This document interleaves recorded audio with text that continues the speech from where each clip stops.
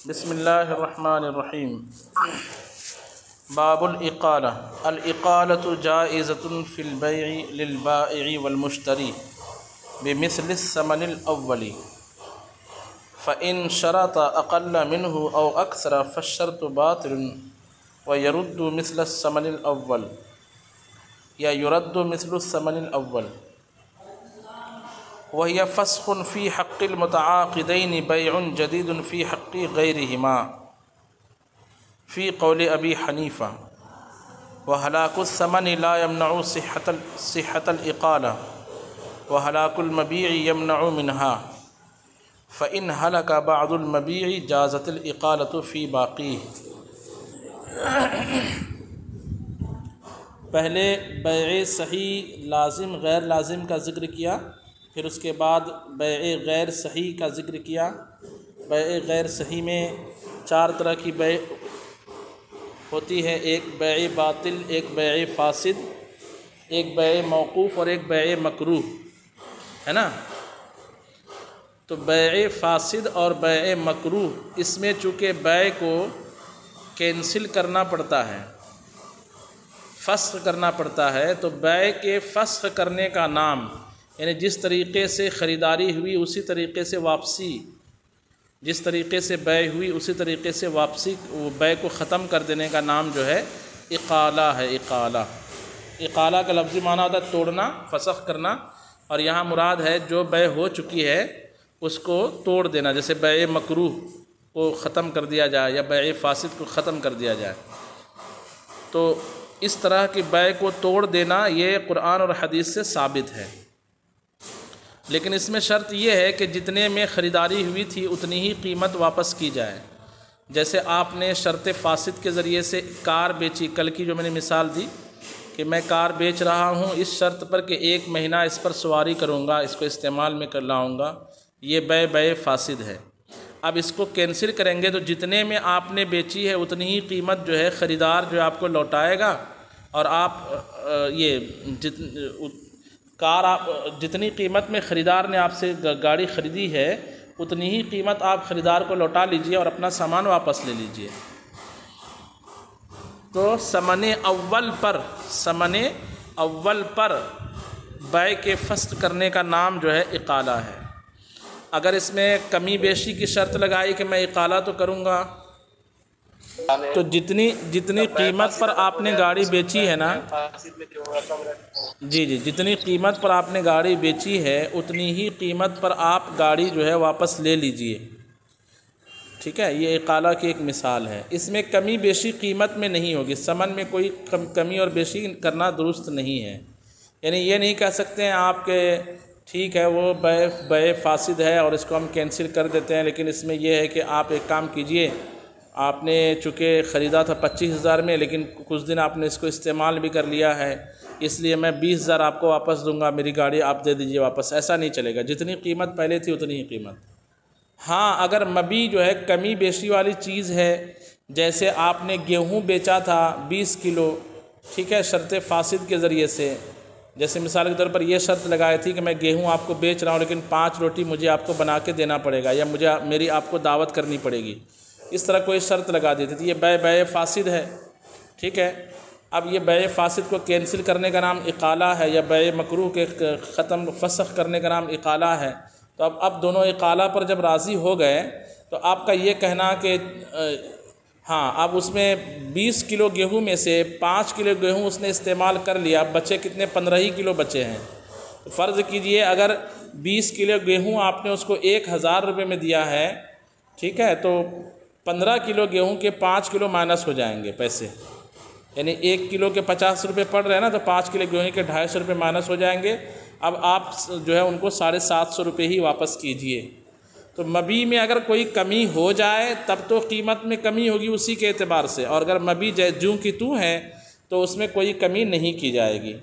کمی کی شرط لگائیں گے تو یہ شرط باطل ہوگی اور پوری قیمت لوٹانی پڑے گی۔ اچھا، یہ جو اقالہ کرتے ہیں تو امام اعظم ابو حنیفہ کے نزدیک جو ہے یہ مشتری اور خریدار کے حق میں جو ہے یہ فسخ بیع ہے، یعنی پہلی جو بیع ہوئی ہے اس کو فسخ کرنا ہے، اور دوسرے کے حق میں نئی بیع ہے، اس کا کیا مطلب ہے؟ تو اس کی تفصیل ہم ہدایہ میں پڑھیں گے۔ مثال کے طور پر سمجھیے، میں تھوڑا سا اشارہ کر رہا ہوں کہ آپ نے ایک زمین بیچی عمر کو بیع فاسد کے طور پر، اب واپسی ہو رہی ہے۔ 1 لاکھ میں آپ نے زمین بیچی تھی، تو زمین جو ہے آپ نے 1 لاکھ میں بیچی۔ جس زمین کو آپ نے بیچا وہاں پر زید کو بیچا، اور وہیں پہ زید کا جو ہے پڑوسی بھی رہتا ہے۔ سمجھیے اچھے سے، زید کا وہیں پہ پڑوسی بھی رہتا ہے۔ پڑوسی کو زمین پر شفعہ کا دعویٰ حق حاصل رہتا ہے، یعنی جو پڑوس میں آپ کے رہتا ہے تو پہلا حق جو ہے اس زمین کو کوئی بیچنا چاہے تو پڑوسی کا زیادہ حق رہتا ہے کہ پہلے اس کو خریدے۔ وہ اگر اجازت دے کہ میں نہیں خرید پاؤں گا تو پھر آپ بیچ سکتے ہیں۔ تو حق شفعہ اس کو کہتے ہیں، یعنی پڑوس میں رہتے ہوئے اس پر اس کو خریدنے کا پہلا حقدار جو ہے نا وہی ہوتا ہے۔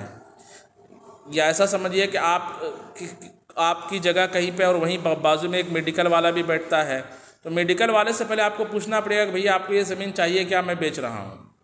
اگر اس کے بولے بنا آپ نے دوسری طرف بیچا ہے تو میڈیکل والا یہ حق شفاء کا دعویٰ کر سکتا ہے کہ بھئی میں یہاں پہ اس کا شفیع ہوں، لیکن یہ انہوں نے مجھ سے پوچھا نہیں ہے اور بیچنا چالو کر دیا۔ تو حق شفاء جو ہے اس کو حاصل رہتا ہے جو آس پاس میں، زمین کے آس پاس میں موجود ہے۔ تو فرض کیجئے کہ آپ نے ایک زمین بیچی زید کو، وہ آپ کی جگہ تھی، آپ کا وہاں کوئی جو ہے نا حق شفاء کا دعوے دار نہیں تھا، آپ نے بیچ دیا زید کو۔ اب اس کو کینسل کر رہے ہیں اقالہ کے طور پر، تو 1 لاکھ روپے میں آپ نے زمین بیچی تھی، 1 لاکھ روپے آپ نے زید کو واپس کیا، زمین آپ کی ہو گئی۔ یہ آپ دونوں کے حق میں تو جو پہلی بیع ہوئی تھی اسی کو فسخ کر دیا، لیکن دوسروں کے حق میں، یعنی وہاں آس پاس جو لوگ ہیں اس کے حق میں یہ نئی بیع ہے۔ نئی بیع کا مطلب یہ ہو جائے گا کہ جس زید کو آپ نے بیچا ہے اس زید سے دوسرا شخص جو ہے وہ حق شفاء طلب کر سکتا ہے، یعنی زید کو بول سکتا ہے کہ آپ جو ہے اس کو کیوں بیچ رہے ہو یہ سامان، مجھے بیچ دیجئے کیونکہ میں اس کا شفیع ہوں، مجھے اس پر حق شفاء حاصل ہے۔ تو اس کی تفصیل ہدایہ میں پڑھیں گے۔ یہ بنیادی بات یاد رکھیے کہ امام اعظم ابو حنیفہ کے نزدیک اقالہ جو ہے متعاقدین کے حق میں، یعنی خریدنے والے اور بیچنے والے کے حق میں فسخ بیع ہے، یعنی پہلی جو بیع ہوئی تھی اس کو فسخ کرنا ہے، اور متعاقدین کے علاوہ جو لوگ ہوں گے ان کے حق میں نئی بیع ہے۔ یہ امام اعظم ابو حنیفہ کے نزدیک، اور امام ابو یوسف کے نزدیک الگ مسئلہ ہے، اور امام محمد کے نزدیک الگ مسئلہ ہے۔ اس میں 3 اختلاف ہے۔ کسی کے نزدیک یہ ہے کہ یہ بیع ہے جب تک کہ بیع ہونا ممکن ہے ورنہ فسخ ہے، کسی کے نزدیک ہے کہ یہ فسخ ہے جب تک کہ فسخ کرنا ممکن ہو ورنہ بیع جدید ہے۔ تو یہ تفصیل ہم انشاءاللہ ہدایہ میں پڑھیں گے، اور جب حق شفاء کا مسئلہ پڑھ لیں گے تو اور زیادہ یہ مسئلہ سمجھ میں آ جائے گا۔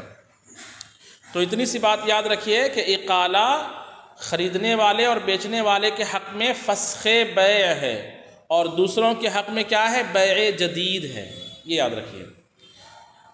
اچھا، اس کے بعد کہتے ہیں کہ اگر ثمن ہلاک ہو جائے، جیسے آپ نے وہی کار کی مثال لیتے ہیں، آپ نے کار بیچی، آپ کے پاس 20,000 روپے ہے کار کے، لیکن 20,000 روپے آپ سے جو ہے خرچ ہو گئے، تو کیا اب بھی جو ہے اقالہ کر سکتے ہیں؟ تو ہاں، ابھی بھی اقالہ کر سکتے ہیں، کیونکہ ثمن کے ہلاک ہو جانے سے اقالہ کی صحت جو ہے باطل نہیں ہو جاتی ہے، یہ اقالہ کی صحت کے لیے مانع نہیں ہے۔ یعنی ثمن اگر ہلاک بھی ہو جائے تو بھی اقالہ کر سکتے ہیں، کیونکہ ثمن مثلی چیز ہے۔ آپ کو اس نے 2,000 کا نوٹ 10 دیا تھا، آپ چاہیں تو اس کو 500 کے 40 نوٹ دے دیں، 20,000 ہو جائے گا۔ اس لیے جو ہے ہلاک الثمن لا یمنع صحت الاقالہ، ثمن کا ہلاک ہونا یہ اقالہ کے صحیح ہونے سے مانع نہیں ہے، اقالہ کے صحیح ہونے کو روکتا نہیں ہے۔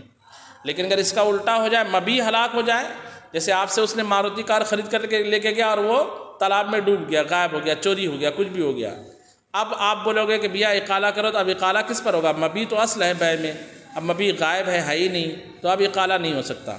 کہتے وہ ہلاک المبیع یمنع منہا، اور مبیع کا ہلاک ہونا اقالہ کے صحیح ہونے سے مانع ہے، یعنی اقالہ کے صحیح ہونے کو روک دے گا۔ اور وہ جو گیہوں والی مثال دی تھی کہ اگر بعض مبیع ہلاک ہو جائے، یعنی کلے مبیع ہلاک نہ ہو بلکہ مبیع کا بعض ہلاک ہو جائے، تو جتنا ہلاک ہوا اتنی قیمت کم ہو جائے گی بس۔ کہتے فَإِنْ هَلَكَ بَعْضُ الْمَبِيعِ، تو اگر بعض مبیع ہلاک ہو جائے، جازت الإقالۃ فی باقیہ، تو اس کے باقی میں اقالہ کرنا جائز ہے۔ یہ باب المرابحتی والتولیہ، بیع کی ایک قسم ہے مرابحہ اور بیع کی ایک قسم ہے تولیہ۔ اچھا میں اوپر کا ترجمہ نہیں کرایا تھا باب الاقالہ، ایک بار دیکھ لیجئے۔ کہتے باب الاقالہ، اقالہ کا بیان، الاقالۃ جائزۃ فی البیع، بیع میں اقالہ کرنا جائز ہے، یعنی حدیث قرآن وغیرہ سے ثابت ہے، اجماع امت سے ثابت ہے۔ للبائع، بیچنے والے کے لیے بھی، والمشتری اور خریدار کے لیے بھی، بمثل الثمن الاولی، ثمن اول کے مثل سے، ثمن اول سے نہیں کہہ رہے بلکہ ثمن اول کے مثل سے، یعنی چاہے تو وہی چیز دے دیں یا چینج کر کے دے دیں، جیسے آپ کو اس نے 2000 کا نوٹ دیا تھا تو چاہے تو وہی دے دے یا اس کے مثل دوسرا دے دے، دوسرا نوٹ دے دیں۔ فَإِن شَرَطَ أَقَلَّ مِنْهُ، تو اگر اس سے کم کی شرط لگائے، یعنی پہلے جو ثمن ہے اس میں کمی کی شرط لگائے، اور اکثر یا زیادہ کی شرط لگائے۔ کمی کی شرط کون لگائے گا؟ بیچنے والا، اور زیادہ کی شرط کون لگائے گا؟ خریدنے والا۔ جیسے جس کے پاس آپ کی ماروتی کار ہے وہ کہے گا نہیں بھیا میں 20,000 میں آپ کو نہیں دوں گا، 25,000 میں دوں گا کیونکہ ماروتی اچھی ہے، اور آپ بولو گے نہیں میں آپ نے استعمال کر لیا میں 15,000 دوں گا۔ تو یہ کمی اور بیشی کی اگر شرط لگائی فالشرط باطل، تو شرط باطل ہے۔ وَيَرُدُّ مِثْلَ الثَّمَنِ الْأَوَّلِ، اور ثمن اول ہی اس کا مثل ہی اس کو لوٹائے۔ اس کے نیچے کا ترجمہ میں نے کرا دیا تھا۔ اب یہ باب المرابحتی والتولیہ کو انشاءاللہ ہم کل پڑھیں گے، آج تھوڑا سا اس کی تمہید کے طور پر بات سمجھ لیجئے۔ مرابحہ اور تولیہ کس چیز کا نام ہے؟ مرابحہ اور تولیہ یہ بیع کی ایک قسم ہے۔ اس میں ہوتا یہ ہے، مرابحہ میں یہ ہوتا ہے کہ آپ نے کوئی سامان خرید کر کے لایا، مثال کے طور پر آپ نے جو ہے مومن پورہ سے ایک جوتا خرید کر کے لایا جامعہ میں ایک شخص کو وہ جوتا پسند آ گیا، تو ایک صورت تو یہ ہے کہ آپ اس کو بغیر بتائے نفع کے ساتھ بیچ دو کہ بھیا میں آپ کو یہ 500 روپے میں دوں گا۔ آپ نے کتنے میں لایا، نقصان ہو رہا ہے کہ فائدہ ہو رہا ہے، ایسا کچھ بھی اس کو کلیئر نہ کرو، آپ بولو کہ میں اس کو 500 روپے میں بیچوں گا، آپ لے لو۔ یہ نارمل سی بیع ہے، ٹھیک ہے، یہ جو عام بیع ہوتی ہے وہ بیع ہے۔ لیکن اگر آپ اس میں یوں کرو کہ دیکھو بھیا مجھے جو ہے نا یہ جوتا یہاں تک لانے میں پڑا ہے 350 روپے کا، اور میں بیچوں گا آپ کو 50 روپے فائدہ لے کر کے 400 میں، اور یہ سچی بات ہی آپ بولیں، اس میں جھوٹ نہ ہو، تو اس طرح کے بیع کرنے کو کہا جاتا ہے مرابحہ۔ جیسے آپ دیکھتے ہوں گے دکاندار لوگ کبھی کوئی بولتا ہے میرے کو پڑا ہی 40 روپے میں، یار میں 45 روپے میں آپ کو دوں گا، اس سے کم میں نہیں دوں گا۔ یہ جو بیع ہوتا ہے کہ جو چیز کی قیمت بیچنے والے کو جتنے میں پڑی ہے اس قیمت کو ظاہر کر کے کچھ فائدہ ملا کر کے بیچنے کو کہا جاتا ہے بیع مرابحہ۔ سمجھ میں آئی بات؟ بولو بھائی۔ جی ہاں، آپ کو جو سامان جتنی قیمت میں پڑی ہے وہ قیمت کو ظاہر کر کے اس میں کچھ نفع ملا کر کے سامان بیچنے کا نام ہے مرابحہ۔ اور اگر ایسا کیا آپ نے کہ جتنے میں سامان پڑا اتنا بول کر کے آپ نے ظاہر کیا کہ مجھے یہ سامان اتنے کا پڑا ہے اور بغیر نفع کے اتنے میں ہی بیچوں گا، اس کا نام ہے تولیہ۔ یہ تولیہ ٹاویل کا نام نہیں ہے، تولیہ جو ہے فقہ کی اصطلاح میں کہا جاتا ہے جو مبی بائع کو جتنے میں پڑا اتنے میں ہی بیچنا، اس کا نام ہے تولیہ، اور اس میں کچھ فائدہ ملا کر کے بیچنا، اس کا نام کیا ہے؟ بولیے۔ مرابحہ۔ اس کو انشاءاللہ ہم کل پڑھیں گے۔ صلو علی الحبیب۔